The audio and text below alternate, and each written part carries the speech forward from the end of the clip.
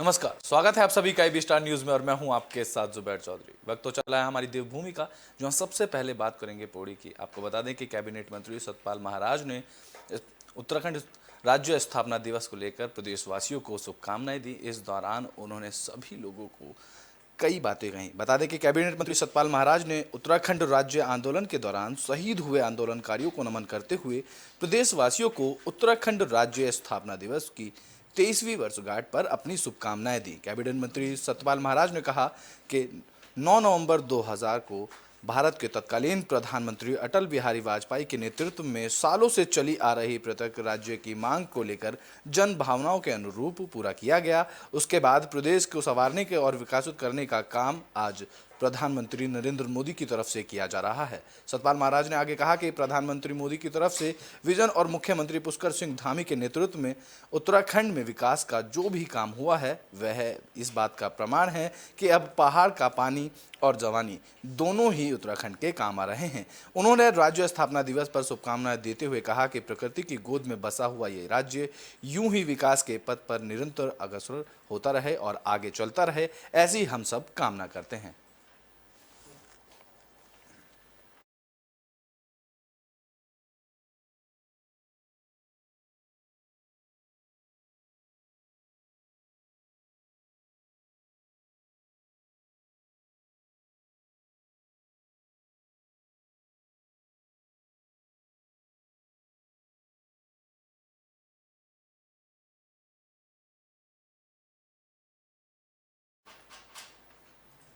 Bulletin में बात कर लेते हैं पौड़ी की, जहां बीजेपी के प्रभारी रामचंद्र दास का बीजेपी कार्यकर्ताओं ने स्वागत किया। इस दौरान उन्होंने पौड़ी जिले के प्रभारी मंत्री चंदमराम दास की पहली बार पौड़ी आगमन पर बीजेपी कार्यकर्ताओं ने सर्किट हाउस पहुंचकर उनका जोरदार स्वागत किया। इस दौरान प्रभारी मंत्री ने प्रदेश की प्रदूषण मुक्त बनाने के लिए सरकार की तरफ से की जा रही पहल के बारे में जानकारी दी।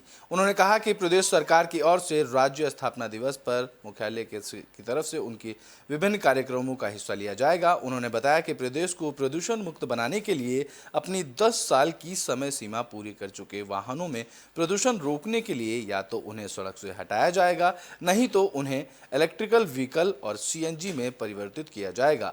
उन्होंने कहा कि धीरे धीरे प्रदेश को प्रदूषण मुक्त बनाने के लिए NGT के मानकों और जनता की सहूलियत अनुसार प्रदेश में नियमों को लागू किया जाएगा।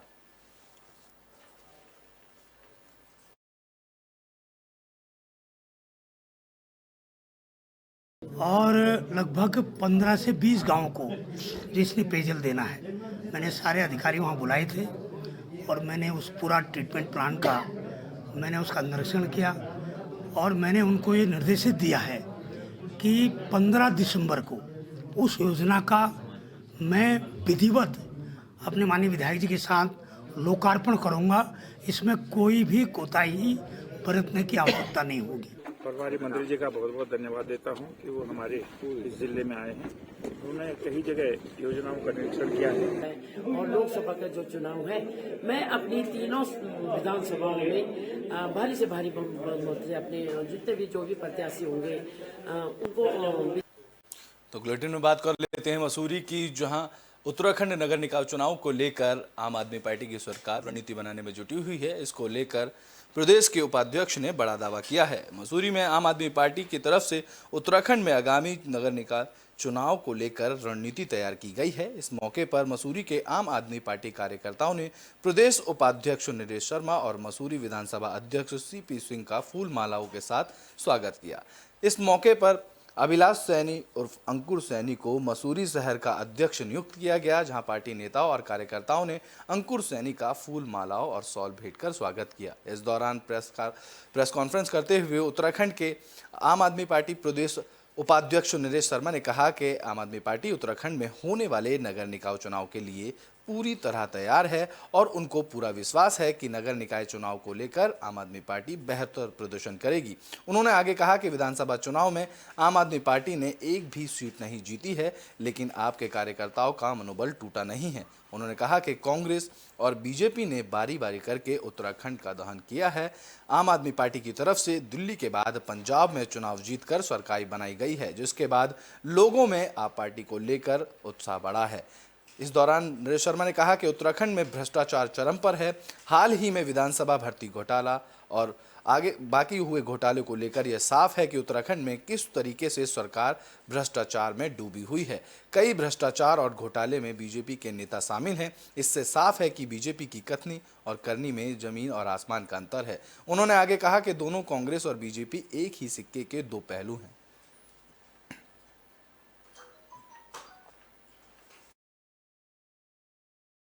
आम आदमी पार्टी इसको लगातार उठा रही है और उठाती रहेगी। हम आंदोलन से निकली हुई पार्टी है और हम आंदोलन करते रहेंगे किसी चीज़ से। अभी आप देखो कि जब ईडी का सम्मन सोनिया जी को गया तो पूरी कांग्रेस सोनिया जी को बचाने पे लग गई। आज गुजरात के अंदर चुनाव है, अब राहुल गांधी जी दक्षिण भारत में यात्रा नहीं।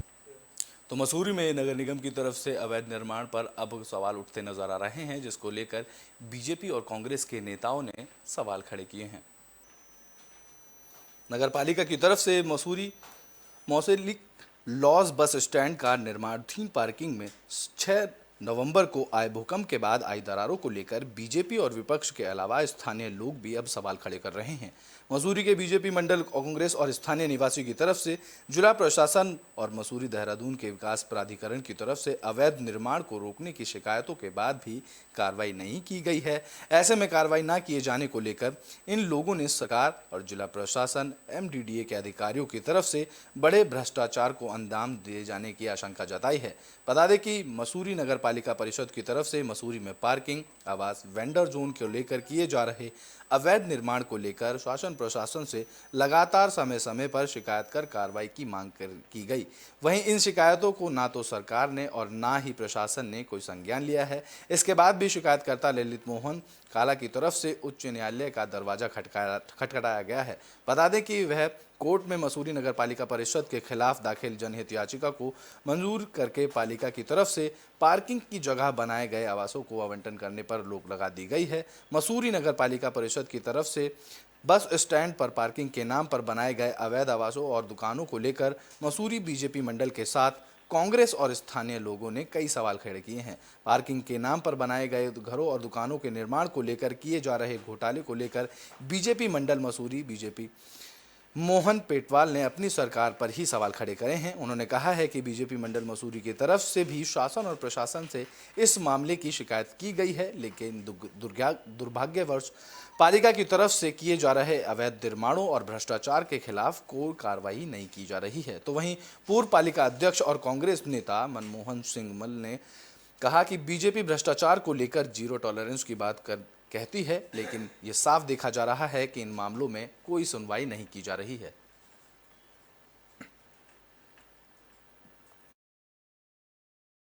बना होगा किसी सोच समझ के ही बनाया होगा, किसी डिजाइनिंग से बनाया होगा, उसके पीछे की जगह जो है खुली छोड़ गई थी, लेकिन आज जो है उसको सब पैक कर दिया गया है। वहाँ के लोग बड़े चिंतित हैं क्योंकि 40 से ज़्यादा परिवार वहाँ पे निवासरत हैं और यदि कोई घटना घटी तो इसकी रिस्पॉन्सिबिलिटी किसकी होगी, ये सोचने का विषय है। वो तो कल बहुत हल्का भूकंप का झटका था, अगर वो थोड़ा सा उसमें तीव्रता होती तो बिल्डिंग को बहुत भारी नुकसान होता। बिल्डिंग वो बहुत पुरानी बिल्डिंग है और उसको इसीलिए मानक के आधार पर बनाया गया था उसको कि भाई इसके आगे और पीछे इस पर गैप रखा जाए। 1971 के अंदर ये बिल्डिंग बनकर तैयार हुई। हेमवती नंदन बहुगुणा जो थे CM उत्तर प्रदेश के, उन्होंने इसका उद्घाटन किया। सबसे बड़ी बात तो ये है कि जिस समय ये बिल्डिंग बन रही थी उस समय कम से कम लगभग 3 मंजिल। तो बुलेटिन में बात कर लेते हैं देहरादून की, जहां DM सोनिका ने जन समस्याएं सुनी। इस दौरान उन्होंने अधिकारियों को जरूरी दिशा निर्देश भी दिए।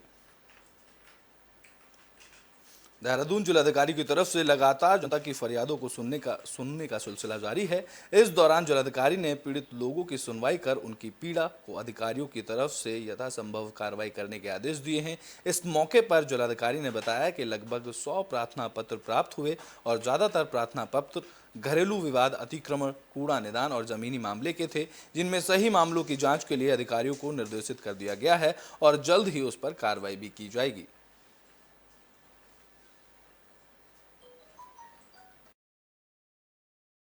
100 के करीब हमारे पास आज शिकायतें आई हैं। उसमें मेनली आपसी विवाद होते हैं लोगों के बीच में, पानी का विवाद हो गया, सड़क का विवाद हो गया, कुछ अतिक्रमण से रिलेटेड हैं, कुछ ग्राम सभा की भूमि से रिलेटेड हैं। तो सभी में इंस्ट्रक्शंस दे दिए हैं, क्योंकि हमारे एसडीएम्स और तहसीलदार भी साथ में जुड़े होते हैं, तो तत्काल हम उनको इन्फॉर्म कर देते हैं।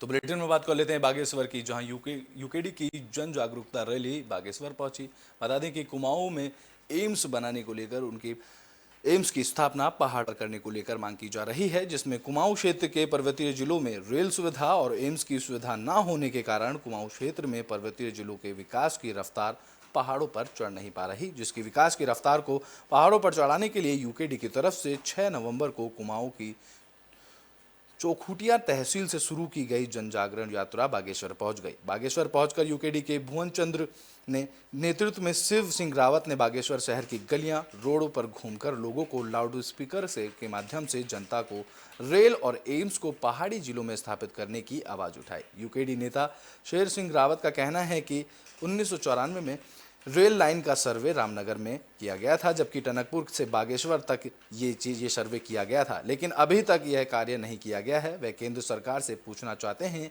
कि बागेश्वर में रेल कब तक आएगी। पहाड़ी जिलों से मैदानी जिलों तक मोटर गाड़ी का सफर गांव की माताएं और बहनों का दम तोड़ रही हैं। उन्होंने आगे कहा कि केंद्र सरकार की सारी योजनाओं को कुमाऊं के किक्षा में विधायक अपने क्षेत्र में बसाना चाहते हैं, जिसको लेकर वे लगातार मांग कर रहे हैं।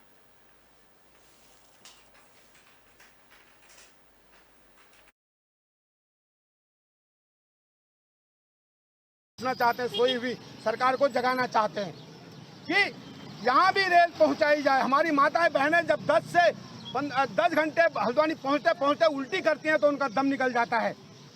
दूसरा बिंदु है कि जैसे ऋषिकेश में एक एम्स बना है, वैसे ही कुमाऊं के लिए भी एम्स की स्वीकृति की है केंद्र सरकार ने, लेकिन उसे किच्छा के विधायक कुमाऊं से खींच करके यहाँ ले जाना चाहते हैं। आखिरी ये देखो, किच्छा ले जाना चाहते हैं, और किच्छा यहाँ से अगर मरीज 10 घंटे 15 घंटे की जर्नी करते करते। बुलेटिन में बात कर लेते हैं दो भाइयों की लड़ाई की। आपको बता दें कि आपसी विवाद के चलते दो भाइयों में लड़ाई हुई, जिसके बाद लड़ाई में बड़े भाई की मौत हो गई। पौड़ी जिले के कोटद्वार क्षेत्र में नया गांव इलाके में दो सगे भाइयों में आपस में लड़ाई हुई। लड़ाई में छोटे भाई ने बड़े भाई के सर पर सिलेंडर मार दिया, जिससे बड़े भाई की मौके पर ही मौत हो गई। जिसके बाद पड़ोसियों ने इस घटना की सूचना पुलिस को दी। सूचना मिलते ही मौके पर पहुंची पुलिस ने मामले की जांच शुरू की। इस दौरान एएसपी कोटद्वार ने कहा कि आपसी रंजिश के कारण छोटे भाई ने बड़े भाई की हत्या कर दी है। सबूत जुटाकर आगे की कार्रवाई की जा रही है।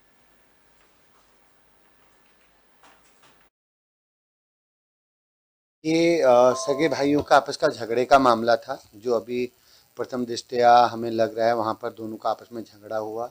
उनकी माँ से भी हमारी बात हुई, मैं खुद भी वहाँ पे था, तो उससे कल रात उनका झगड़ा हुआ और वो झगड़े में शायद ड्रंकन भी हो सकते हैं, तो उसमें एक भाई ने दूसरे की हत्या।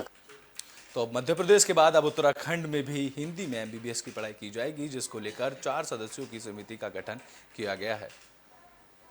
उत्तराखंड के राजकीय मेडिकल कॉलेजों में अगले सत्र से एमबीबीएस की पढ़ाई अंग्रेजी के साथ साथ हिंदी मीडियम में भी की जाएगी। इसके लिए चिकित्सा शिक्षा विभाग के एक 4 सदस्यीय समिति का गठन किया गया है, जो कि मध्य प्रदेश सरकार की तरफ से वहां के मेडिकल कॉलेजों में लागू हिंदी मीडियम एमबीबीएस पाठ्यक्रम का अध्ययन करेंगे, जिसके बाद ये सभी अगले सत्र के सूबे से राज्य मेडिकल कॉलेज में लागू कर दिया जाएगा। सूबे के चिकित्सा स्वास्थ्य और चिकित्सा शिक्षा मंत्री डॉक्टर धन सिंह रावत ने बताया कि वर्तमान में केंद्र सरकार की तरफ से राष्ट्रीय भाषा हिंदी को विशेष महत्व दिया जा रहा है, जिसके तहत न्यायपालिका सहित केंद्र सरकार और राज्य सरकारों के सभी विभागों का कामकाज हिंदी भाषा में किए जाने पर भी जोर दिया जा रहा है।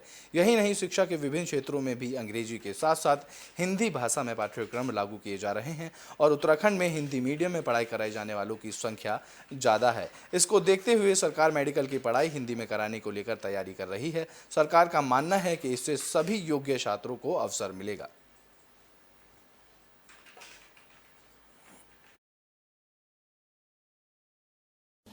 देखिए, इसमें समय से ज़्यादा इम्पोर्टेंट क्वालिटी पे है, क्योंकि हम बेस्ट प्रैक्टिसेस का तो एक बार अध्ययन कर ही रहेंगे।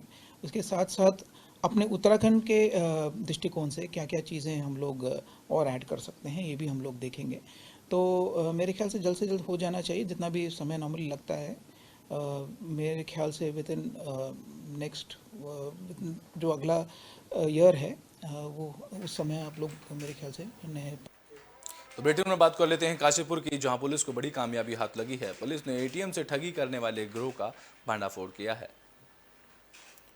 एटीएम मशीन से हेराफेरी कर लोगों के खाते से रुपए निकालने वाले अंतर्राज्यीय ठग गिरोह का काशीपुर पुलिस ने भांडाफोड़ किया है। मामले में मुखबिर की सूचना पर पुलिस ने 3 आरोपियों को गिरफ्तार किया है। सभी आरोपी यूपी के रहने वाले हैं। बता दें कि पुलिस ने आरोपियों के पास से स्वैप मशीन, पेटीएम मशीन और फेविक्विक का पैकेट और काले रंग की एक्सयूवी कार के साथ साथ 46,000 रुपये बरामद किए हैं और इनके खिलाफ गाजियाबाद और कोतवाल में भी मुकदमे दर्ज हैं। इनमें से एक का साथी अभी भी पुलिस की पकड़ से बाहर है, जिसके बाद एसएसपी मंजूनाथ पीसी ने काशीपुर कोतवाली में मामले का खुलासा किया। उन्होंने बताया कि बीते दिनों रेलवे कॉलोनी में राजेश और काजीबाग मोहल्ला निवासी अंकित ने कोतवाली क्षेत्र में रिपोर्ट दर्ज करवाई थी, जिसमें उन्होंने बताया था कि उसके एटीएम से किसी अज्ञात व्यक्ति ने 21,000 और 75,000 अलग अलग बैंकों से निकाले हैं। जिसके बाद एसएसपी ने की टीम का गठन करने के बाद सभी संदिग्धों पर पैनी नजर रखी जा रही थी। मामले में आरोपियों को गिरफ्तार करने के लिए पुलिस की टीमें बैंकों के इर्द गिर्द घूमती नजर आई। इस दौरान पुलिस को मुखबिर की सूचना मिलते ही एक काले रंग की बिना नंबर की कार घूम रही थी, जिसे पुलिस ने उस कार को दबोचा, जिसमें से 3 लोगों को गिरफ्तार कर लिया। पूछताछ में तीनों ने अपना नाम रोहित कुमार और मनीष कुमार और साथ ही चंद्रशेखर बताया।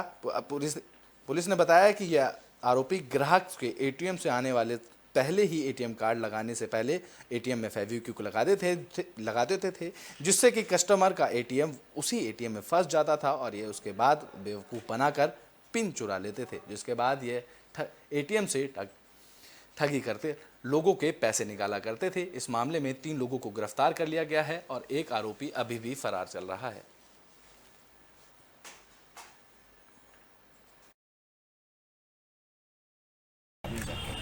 तो जो नॉर्मल कस्टमर गया, हम जैसे पीड़ित लोग जब कहीं गए तो हमारा एटीएम फंस जाता है। फंसने के बाद क्या है, दूसरा आदमी आता है। दूसरा आदमी आके वो भी बिल्कुल मतलब दूसरा कस्टमर की तरह बिहेव करता है, पर वो जानकार कस्टमर की तरह बिहेव करता है। अरे आप तो ये फंस गया, चलो मैं कस्टमर केयर को डायल करता हूँ। कस्टमर केयर के नाम पे वो क्या करता है, बस एक नंबर डायल करता है, कस्टमर केयर है, आप उनसे बात करें करके। तो बाहर है ना, बाहर गाड़ी में इन्हीं का साथी होगा, वो उसको फ़ोन अटेंड करेगा, वो उसका फ़ोन अटेंड करता है। तो ये कस्टमर केयर के आदमी बन के बात करता है। तो कस्टमर को पूछते हैं पीड़ित को कि भाई ये क्या हो गया आपको, हाँ ठीक है भाई ये प्रॉब्लम हो गया, तो एक बार फिर से पिन डालो करके। तो ये बगल में जो खड़ा है ना आदमी। तो बुलेटिन में बात कर लेते हैं देहरादून की, जहां आपदा से निपटने के लिए एसडीआरएफ की टीम को कई आधुनिक मशीनें दी जा रही हैं।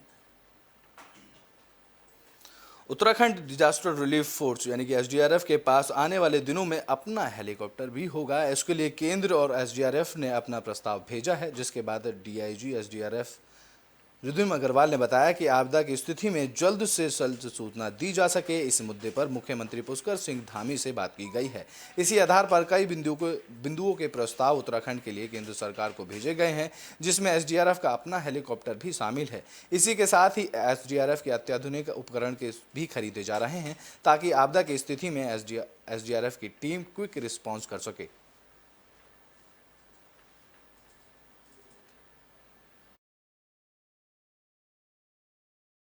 ये अभी प्रॉब्लम यही आती है जब हाई ऑल्टीट्यूड रेस्क्यू करना होता है, बहुत रिमोट एरियाज़, इनएक्सेसिबल एरियाज़ में रेस्क्यू करना होता है, तो हमें एयरफोर्स से रिक्वेस्ट करके चॉपर्स मंगाने होते हैं। इस बार जब हमारा डिज़ास्टर मैनेजमेंट का रिव्यू हो रहा था तो ऑनरेबल सीएम सर के समक्ष ये समस्या रखी गई थी। अभी फ़िलहाल हमने इसका प्रस्ताव जो है वो सेंट्रल गवर्नमेंट को भेजा है। इसमें जैसे जैसे आगे हमें अप्रूवल्स मिलेंगी और उसी के बाद ये कार्रवाई आगे की जाएगी। देखिए अभी ऐसा कुछ स्पेसिफिक नंबर नहीं है, लेकिन हाँ स्टेट गवर्नमेंट की ओर से प्रस्ताव गया है। विभिन्न वार्ता जो सेंट्रल गवर्नमेंट से होती हैं उस दौरान भी इस इशू को रेस किया जाता है। तो बुलेटिन के आखिरी में बात कर लेते हैं मसूरी की, जहां ऑटोमेटिक वाहन फिटनेस टेस्ट को लेकर कई टैक्सी संघ ने इसका विरोध जताया। इसको लेकर उन्होंने मशीन लगाने के निर्णय का भी विरोध जताया। उत्तराखंड में टैक्सी मैक्सी महासंघ ने ऑटोमेटिक वाहन फिटनेस टेस्ट की मशीन लगाने के निर्णय का विरोध करना शुरू कर दिया है। जहां उत्तराखंड टैक्सी मैक्सी महासंघ प्रदेश अध्यक्ष सुंदर सिंह पवार ने कहा कि उत्तराखंड में ऑटोमेटिक फिटनेस मशीन लगाने का पुरजोर तरीके से विरोध किया जा रहा है। उन्होंने आगे कहा कि परिवहन विभाग की तरफ से आदेश जारी किया गया है कि उत्तराखंड में सभी कमर्शियल वाहन को फिटनेस प्रमाण फिटनेस मशीन के माध्यम से दिया जाएगा। उन्होंने कहा कि उत्तराखंड पहाड़ी राज्य है, वह पहाड़ की भौगोलिक परिस्थितियों और सड़कों की हालत को देखते हुए उत्तराखंड में कमर्शियल वाहन की फिटनेस मशीन के अनुसार नहीं किया जाएगा, जिसकी वजह से इसका लोग विरोध कर रहे हैं। इसको लेकर प्रदेशव्यापी उग्र आंदोलन भी किया जाएगा, जिसकी पूरी जिम्मेदारी परिवहन विभाग की होगी।